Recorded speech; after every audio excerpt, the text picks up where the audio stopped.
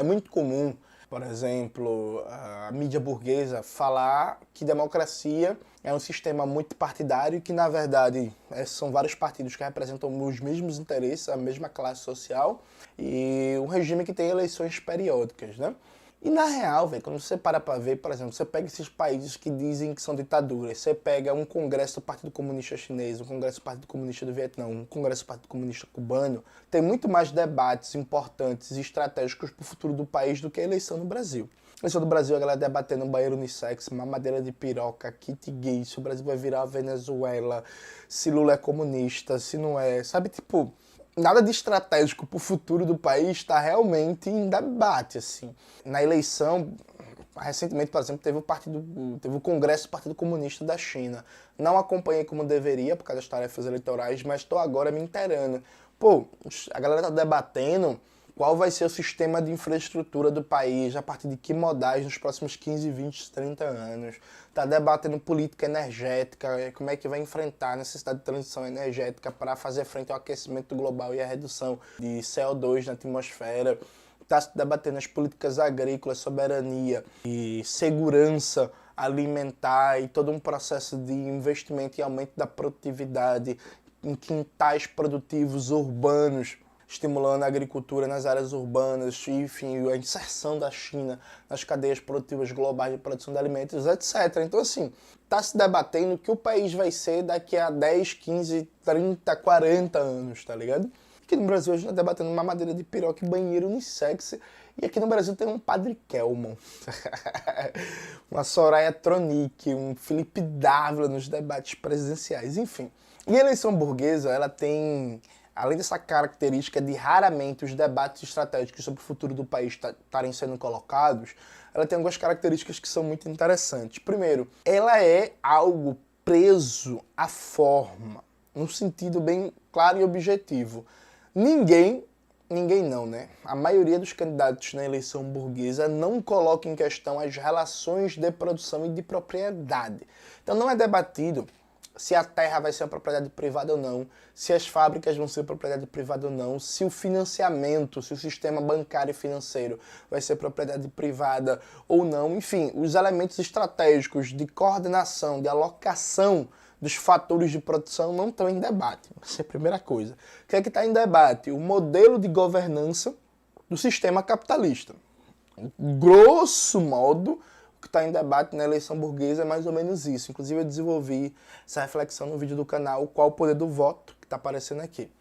Pois bem, só que nos últimos anos, especialmente com o neoliberalismo, você tem um debate cada vez mais esvaziado, porque a ideia da galera é cada vez mais reduzir a eleição a um debate de gestão, como se os políticos eleitos para os cargos não fossem lideranças políticas, mas sim gestores, comparando o Estado, uma prefeitura, um governo, uma presidência a uma empresa, né? Como se o cara não fosse um líder político, mas um CEO de uma empresa. Isso tem provocado um esvaziamento cada vez maior de debates, de propostas, inclusive de própria formação intelectual dos políticos burgueses. Inegavelmente, os políticos burgueses dos anos 80 eram mais, dos anos 80, 90, eram mais preparados do que esse povinho que a gente vê hoje. Bicho, você, sei lá, do campo da direita até o campo da esquerda, até o campo de centro. Na moral, você pega o Maluf e compara com o Bolsonaro, coitado de Bolsonaro, né? Tipo, você pega, é até sacanagem fazer isso, mas você pega um Antônio Carlos Magalhães, um ACM, que inclusive o Cauê é fã de ACM, pra quem não sabe. Você pega um ACM e você pega um Arthur Lira, tipo, sabe? É motivo de riso, de deboche, né? Inclusive, tem uma coisa engraçada, eu já falei isso uma vez, acho que foi numa mesa de bar, não sei se eu já falei em alguma entrevista, eu acho que eu já falei isso uma vez no Brasil 247. Veja, Ciro Gomes é um cara muito preparado do ponto de vista teórico, um cara que conhece o país, que tem um debate sobre políticas públicas, governança, orçamento, por aí vai. Só que Ciro é um cara que se destaca hoje. Na época de Ciro, isso não era algo... Tipo, na época que Ciro começou a sua vida política, isso não era uma coisa surpreendente, porque na época de Ciro tinha Brizola, o Lula no começo da atividade, tinha Mário Covas, tinha o Orestes Quercia, tinha o próprio ACM, tinha um Prestes ali durante um tempo. Enfim, tinha uma galera que fazia com que o debate do Ciro não fosse, tipo, nada demais. Só que hoje em dia, frente à mediocridade geral, porra, quando você tem um Felipe Dávila do lado, tipo, uma Soraya Tronic, um Aécio Neves, um negócio desse, porra, sabe? É isso, assim. Você vai se destacar, saca? E aí, claro, mérito do Ciro que se manteve estudando também, mas já é muito mais um demérito geral. O neoliberalismo despolitiza cada vez mais a política, tentando, do mesmo jeito que a economia neoliberal tenta comparar o orçamento do Estado ao orçamento de uma família, ao orçamento de uma casa, ao orçamento doméstico, o neoliberalismo tenta comparar a política à gestão empresarial, à gestão de uma empresa, despolitizando cada vez mais a política. Pode reparar, peguem, não acreditem em mim, abram o YouTube e vejam debates presidenciais antigos, especialmente nos últimos anos, de 2014 para cá. Todo mundo defende investimento em infraestrutura. Tá ligado que isso é um pão comido de todo discurso político burguês? Todo mundo defende investimento em infraestrutura, só que ninguém fala quais são os modais centrais, qual é o modelo de governança, qual é o modelo de financiamento, a partir de que perspectivas estratégicas. Vou dar um exemplo para vocês que eu acho muito interessante, né?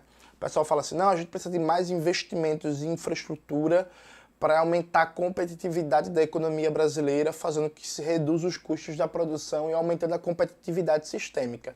Você não disse nada. Mais investimento em infraestrutura a partir de que modais, de que modelo? Você defende, por exemplo, mais investimento na construção de rodovias e estradas, amplificando a dependência que o Brasil tem do modelo rodoviário? Ou você defende mais investimento em infraestrutura, investindo em ferrovias, trens de alta velocidade, VLT, fazendo com que o transporte sobre trilhos, tanto no transporte mais ligado à produção de longas distâncias, tanto no transporte urbano de massas, ganhe maior destaque. Você defende investimento em infraestrutura nos estados do norte do Brasil, que tem um potencial de transporte fluvial tendencialmente maior que as outras regiões. Qual é o planejamento específico de investimento em infraestrutura? E que investimento? É investimento público com gestão pública direta? É investimento público entregando a gestão para a iniciativa privada? É um modelo de parceria, de joint ventures, sabe? Tipo, entende? Tipo, todo candidato burguês aprende uma espécie de gerador de lero-lero que quer mais investimento em infraestrutura. Todo mundo. Todo miserável é a favor do investimento em infraestrutura, só que ninguém diz como, a partir de que modelo, a partir de que perspectiva de governança. Inclusive, se faz algumas coisas que são engraçadas. Por exemplo, o Brasil tem um intenso potencial portuário, dado ser um país de uma costa marítima gigantesca e que tem toda uma possibilidade de comércio cada vez maior com a África, com a Europa Ocidental e por aí vai. Beleza. Quando vai se debater o sistema portuário brasileiro, o debate é basicamente abrir para a iniciativa privada, privatizar. O debate é isso. E aí, por exemplo, na China, você vê, nas últimas 3 décadas, um crescimento gigantesco da importância da China no comércio mundial, investimentos cada vez maiores em infraestrutura, construção de portos modernos e por aí vai. Você tem, inclusive, em alguns estados, como é o caso do Ceará, ligado ao porto de Pecém, você tem um modelo ali de uma concepção de desenvolvimento econômico que pensa o papel do porto não só no comércio, como também a produção de hidrogênio, de novas fontes de energia, etc. Enfim, modelos que estão aí colocados e ninguém faz debate disso. Tanto é assim que, por exemplo, aqui a gente teve eleição em Pernambuco. Qual foi o debate sobre Porto de Suape? Tá ligado? Porque o Porto de Suape estava bombando e depois o Porto faliu. Qual é a importância da refinaria Abreu e Lima, a refinaria mais moderna da Petrobras, que está aqui em Pernambuco, no desenvolvimento do Porto de Suape? Ninguém, aliás, eu debati isso, ninguém não, ninguém uma porra, mas ninguém, fora eu, fez esse debate na eleição. Então tem frases que são, nós precisamos melhorar a saúde, nós precisamos melhorar a educação, precisamos de mais escola, precisamos de mais universidade, precisamos de mais leitos de UTI. O Ciro Gomes, dos candidatos burgueses que iam para os debates, era o único que tentava delinear alguma coisa, delinear, por exemplo, quando falava de educação, delinear um debate de modelo pedagógico. Eu achava acho o debate do Ciro muito ruim, meio até tosco, inclusive. Mas assim, tentava, tá ligado? um debate de modelo pedagógico, um debate de modelo de governança, de financiamento, mas fora isso, tipo, em Pernambuco na eleição esse ano, o pernambucano ele tem uma tara pro hospital. Não que não precisa do hospital, precisa do hospital, tá ligado? Mas toda eleição, a promessa mote na área da saúde é a construção do hospital. Então, Eduardo Campos ganhou a eleição prometendo construir 4 novos hospitais. Paulo Câmara ganhou a eleição prometendo construir novos hospitais. E esse ano, todo mundo prometeu construir novos hospitais. O que é que ninguém debate? Só a gente debateu durante essa eleição inteira. O orçamento da saúde em Pernambuco é um pouco mais que 6 bilhões. Desses 6 bilhões, mais ou menos, um pouco mais que 2 bilhões, ou seja, um terço do orçamento, vão para as OS. O que são essas? Organizações Sociais da Saúde, que são entidades de direito privado que deveriam não ter lucro, deveriam ser para entidades filantrópicas, mas na prática têm lucro e administram uma rede gigantesca de hospitais, centros de recuperação, ambulatórios, UPAs, UPAES e por aí vai. E aí, é isso. Um terço, 30%, todo o orçamento da saúde no estado de Pernambuco vai para as OS, que apresentam serviços ruins, de má qualidade, com baixos salários, com violações sistemáticas dos direitos trabalhistas e problemas básicos de manutenção de infraestrutura física dos equipamentos públicos da saúde. Todo e qualquer debate sério sobre saúde, primeiro, é um debate de modelo, de concepção de política de saúde, qual é o papel da atenção primária, uma atenção básica, qual é o papel da média da complexidade, qual é o papel da alta complexidade e como é que isso vai ser suprido, e da própria concepção da relação saúde-doença, né? O que é a relação saúde-doença no capitalismo. Então, por exemplo, qual é o papel do saneamento básico, da água potável, do transporte, do emprego, da alimentação, no processo de adoecimento das pessoas, e a relação com as OS, tá ligado? Tipo, é isso básico. Eu tô gravando esse vídeo numa terça-feira, hoje teve debate ao governo do estado de Pernambuco. Tanto a Marília Reis, que vai ser meu voto crítico, esse vídeo vai ser lançado depois da eleição, vou votar criticamente na Marília Reis, só porque o palanque da Raquel é bolsonarista. Tanto a Marília Reis como a Raquel Lira simplesmente não debatem isso. Tipo, não tem debate, sabe? De verdade, assim. Fica um debate, vou construir 4 novos hospitais, vou construir 3 novos hospitais, vou construir 5 novos hospitais. Aí a Raquel, por exemplo, tem um debate, vou construir 5 novas maternidades. Não, eu boto muita fé, tipo, necessário. Qual vai ser o modelo de gestão? Vai ser administração pública direta? Vai ser pro OS? Vamos imaginar, hoje as pesquisas mostram a Raquel Lira na frente, eu não sei qual vai ser essa da eleição. Vamos imaginar que a Raquel Lira ganhe e que ela cumpra a promessa. Então ela vai construir 5 novas UPAs e 4 novos hospitais. 4 novos hospitais. Isso dá 9 equipamentos públicos de peso. Se a Raquel Lira seguir o atual modelo de entregar para as OS, isso significa um aumento de repasse para as OS. Ao final de um possível mandato da Raquel Lira, 50% do orçamento pernambucano para a saúde mais ou menos vai estar indo para as OS. E aí? Tá ligado? Tipo... E aí vai continuar com menos de 10% do orçamento indo para atenção primária, atenção básica à saúde, que é a porta de entrada, a chave central de uma política realmente popular na área da saúde. A gente até escreveu um texto que foi publicado na revista Ópera sobre as OS e a privatização da gestão em saúde. Tipo, é isso que é estratégico para debater a saúde. É isso. E aí, claro, é evidente, a população não quer saber muito como é que está sendo gerido o hospital. A população de determinada cidade e região quer o hospital. Não, suave, tranquilo, beleza, é isso. Só que, assim, a forma como vai ser gerido o hospital, o modelo de governança dele, diz respeito a que tipo de modelo global de saúde a gente vai ter, em que, inclusive, se esse modelo de saúde vai ter capacidade ou não de responder às demandas da população de acordo com os princípios do SUS, ou se vai ser um modelo de saúde privatizante que o dinheiro público é desviado cada vez mais para as OS que atuam como empresas privadas, tá ligado? Então, tipo, mais hospital, mais médico, mais maternidade, mais UPA, e pá, não debate nada disso. Eu lembro que nessa eleição a Simone Tebet, tipo, falou que ia dar 5 mil conto para cada aluno que terminasse o ensino médio, tipo... Terminou o ensino médio? Tome 5 mil reais na sua mão. Tinha também o José Serra, pô, isso era fantástico. No debate de 2002, perguntavam a ele como é que ele resolveu o problema da educação, evasão escolar, déficit de aprendizagem, repetência. O José Serra, não, a gente vai colocar 2 professores. Vai ser um professor e uma estagiária de pedagogia. A gente vai pagar um salário a ela. E aí, se com um professor você não aprende tão bem, com 2 você vai aprender. pronto. Tá resolvido, tá ligado?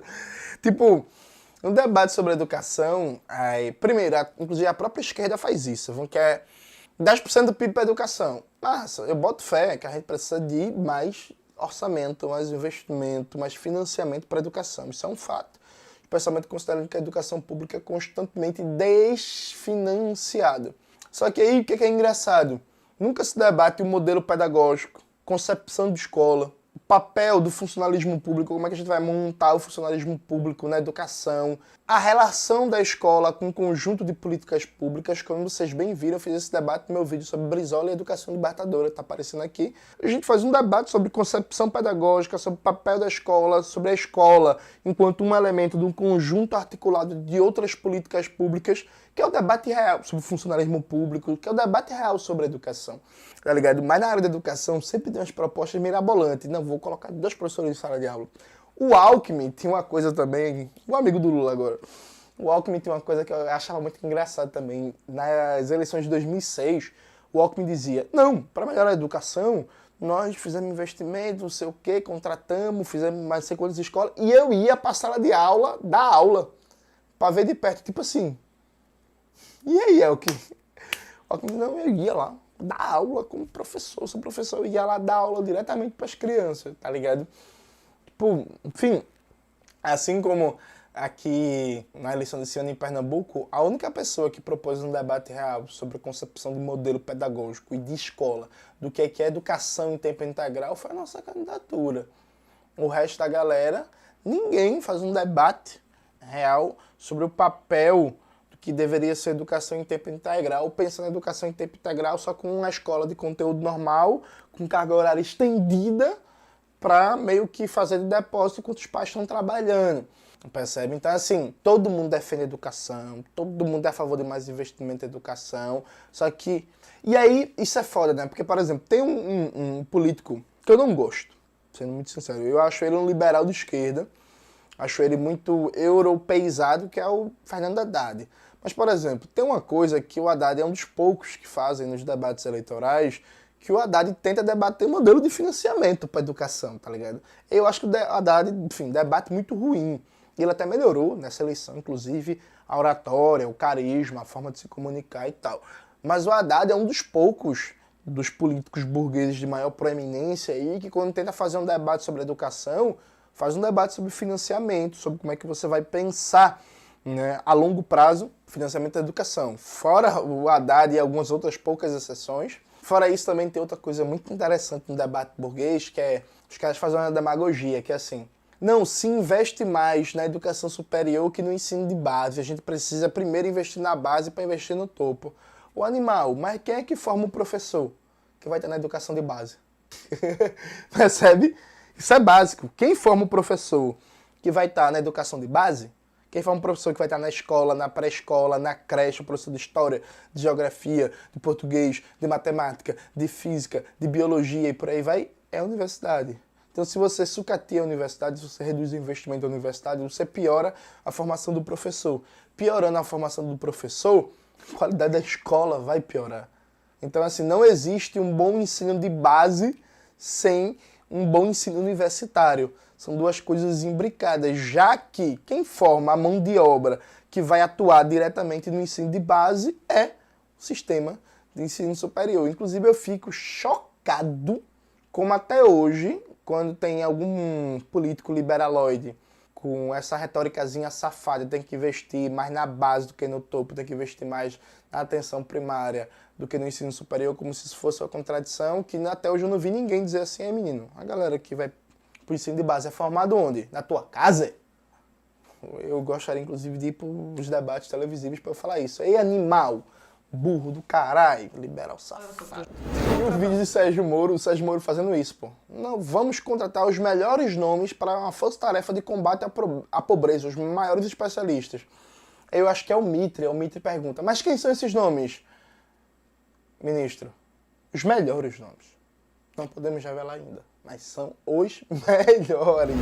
Se vocês repararem, todo o debate lavajatista, por exemplo, sobre corrupção se baseia nisso. Eu nunca vi, por exemplo, o Sérgio Moro tentar expor o que é corrupção para ele e quais são os modelos tem uma palavra gringa que é accountability, enfim, de controle horizontal e vertical das instituições, fiscalização, de como é que você combate a corrupção. Pode reparar que Sérgio Moro, Deltan e companhia nunca expuseram nenhuma reflexão teórica sobre o que é a corrupção e a institucionalidade para combatê-la.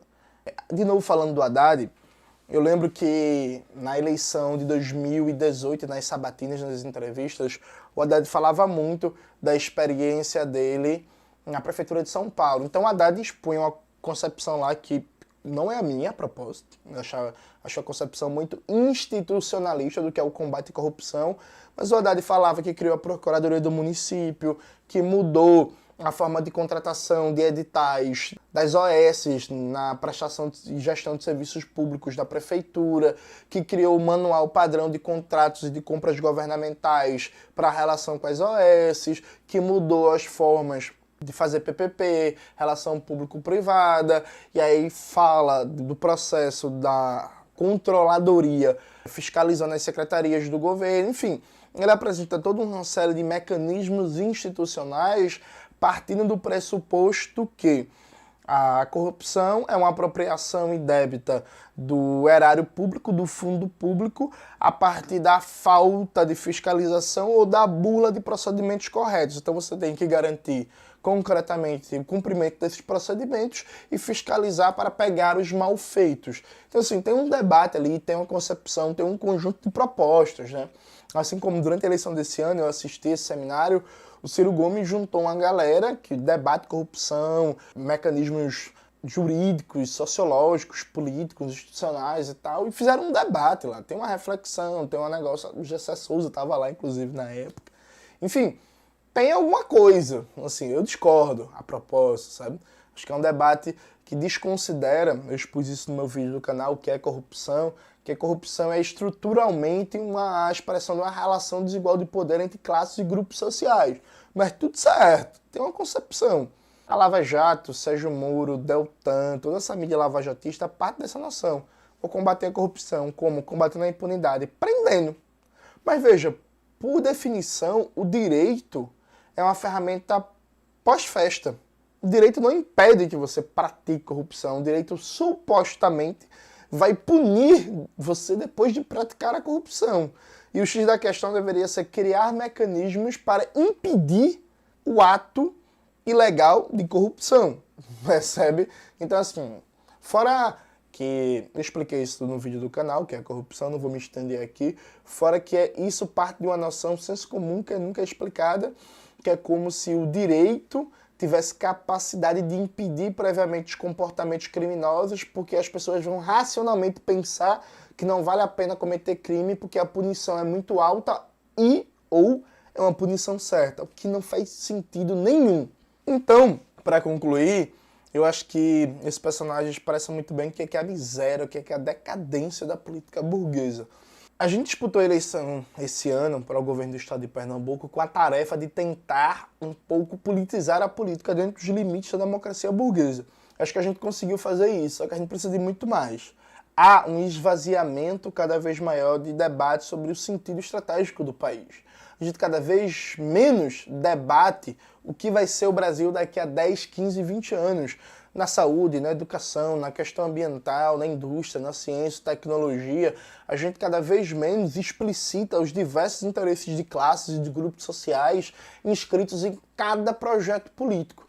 A eleição é cada vez mais despolitizada, cada vez mais personalista e tem cada vez mais Adolfo Borges, né? A Simone Tebet é um Adolfo Borges. A Soraya Tronic é um Adolfo Borges. O Felipe Dávila é um Adolfo Borges. O Bolsonaro fudeu, né? E por aí vai, não vou nem continuar falando, porque eu posso chegar em nomes que eu não devo chegar. Então veja, vou dar um exemplo para vocês que é gritante. O Brasil, com a descoberta do pré-sal, se transformou num dos países com maior reserva de petróleo do mundo. A gente é um país petroleiro e tem uma crise de custo de combustível. A Petrobras não foi o tema central dessa eleição, percebe? Essa é a diferença, inclusive, de uma eleição no Brasil e de um congresso do Partido Comunista do Vietnã, da China ou de Cuba. Se debate muito mais lá o futuro do país do que na eleição burguesa aqui. E a gente tem uma tarefa que é cada vez mais combater essa despolitização da política burguesa e colocar os debates estratégicos em termos de propostas e de que sujeitos políticos vão defender essas propostas para debate. E claro, esclarecendo sempre os interesses antagônicos, porque o que está mal feito não está mal feito por inocência ou por incompetência. Está mal feito porque responde ao interesse político e econômico objetivo de determinadas classes, grupos sociais muito poderosos. Porque usando uma frase que Ciro Gomes roubou de Cauê, porque Cauê foi quem criou, tatu não sobe no toco, né? Então você vê um tatu no toco é porque alguém colocou ele lá. É isso, galera. Espero que vocês tenham gostado do vídeo de hoje. Não se esqueçam de curtir o sininho, ativar as notificações, vejam os cursos do Classe Esquerda, os livros da Ruptura, as camisas da Bolivariana e tudo isso que vocês já sabem. Um beijo e até a próxima.